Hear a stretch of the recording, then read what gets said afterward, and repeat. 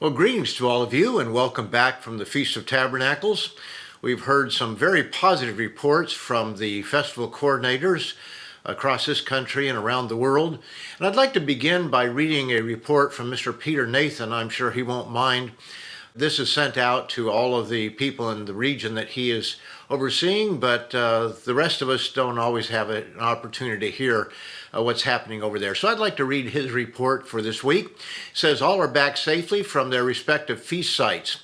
We arrived back from Kenya this week after a very uplifting Feast of Tabernacles. That's where the Nathan spent the feast this year. On the last great day, attendance in Kenya topped the 600 level. He says, thanks to each of you for your patience with the feast this year.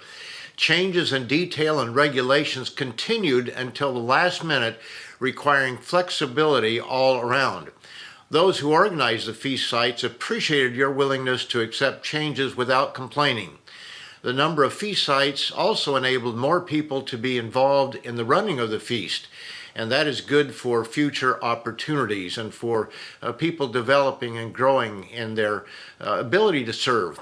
And one of the things that he just mentioned there is without complaining, and we heard that from a number of the festival coordinators, that people just seemed happier, thankful to be at the feast, and there weren't a lot of complaints that we normally see from some individuals, so that was very positive. He says, overall, we had some 25 feast sites, this is in Africa, throughout the region. Africa and Europe, of course. It says 6 in Southern Africa, 5 in East Africa, 5 in West Africa, 4 in Central Africa, and 5 in Europe. This does not include smaller groups who assembled together in Germany, Switzerland, Zambia, and Zimbabwe, where government restrictions or health provisions prevented brethren from traveling to a feast site.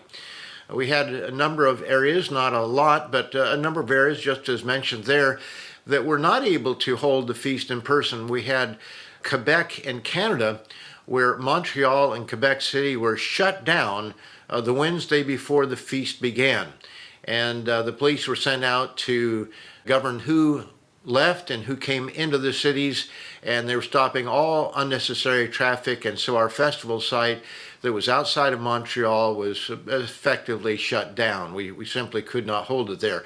But brethren worked it out as best they could within their cities, and that's the way that the brethren have been everywhere around this world. They've worked out the difficulties as best they could. Reports to date have been very positive, and that goes for all over the world. Thanks as well for the generous Holy Day offerings which you have provided throughout the region. To those of you who had to keep the feast at home, we trust that it was spiritually invigorating for you. After a week away, the office is swamped with mail and literature requests. A literature shipment from Canada arrived during the week to add to the task demanding attention. So we're all playing catch up after the feast, as we always do, but we're very thankful for the work that is going on, for the number of literature requests which have just skyrocketed this year in all regions of the world, and we're very thankful for that. Our festival coordinators overall reported that the feast was more relaxed this year with fewer activities planned. Individuals were able to plan activities with friends or new acquaintances and take advantage of the opportunities that were in the area where they attended the feast. They also appreciated the fact that the feast sites were smaller. Many people did because they had the opportunity to really get to know people.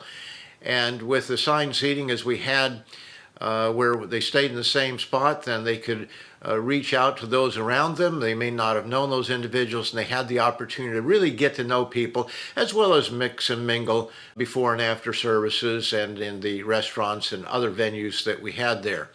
Special music, I was surprised with our special music how the quality was really good. With the smaller sites, you would think that the quality would have dropped, and I'm sure that there were some areas that did lack the talent, but I know of 3 young people who gave special music, one 8 years old, one 10 years old, and one 11 years old. And we're not talking about cute music, we're talking about really good quality music. And so we have a lot of young people coming along. And as was mentioned in the World Ahead update, the special music from the Around the World choir, adult choir basically, and also the Around the World youth choir, where we had 130 participants, and that was put together very quickly, and we thank Mr. Marco Manzo for the song that he wrote for that, and for all the young people who participated. And I heard from more than one person that it really brought tears to their eyes to see the talent and to see the beautiful young people that we had there, as well as the Around the World choir that was specially arranged by Rhett McNair and put together by Dylan King. It's time to get back to work, though.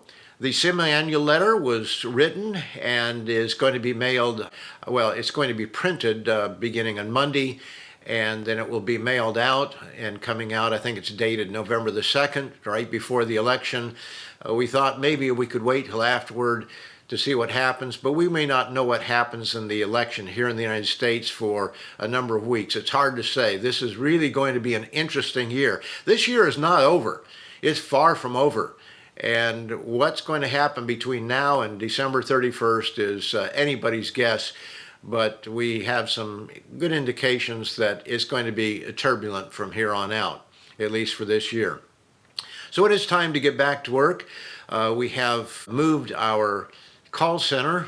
We had 2 call centers for the literature request from the telecast. We've moved them all to Master Media in South Carolina, about 45 minutes from our office here, and that makes it a little bit easier. And really, we have much better service there. And we've lost a lot of calls. We know that we have calls that have been backed up, poor service out of the other call center, and so we've moved them to this other call center, and we expect the quality to be significantly better, and hopefully that will reflect in more people taking the literature and also responding to the reading of the literature. I hope to have 1, possibly 2 very exciting announcements for you next week. We are working behind the scenes on certain things. I think a very exciting announcement regarding the magazine, but I'll save that for next week, and then another announcement that we'll have, but we'll have to wait for that. I'll just give that tease, and hopefully you'll be back next week to find out what those announcements are, at least 1, if possibly 2 announcements. So this is Gerald Weston for the Living Church of God, the week ending October 17th, 2020. I hope you have a wonderful Sabbath and stay in good health, and be sure to recognize that this pandemic is not over, and don't relax in terms of taking care of yourself.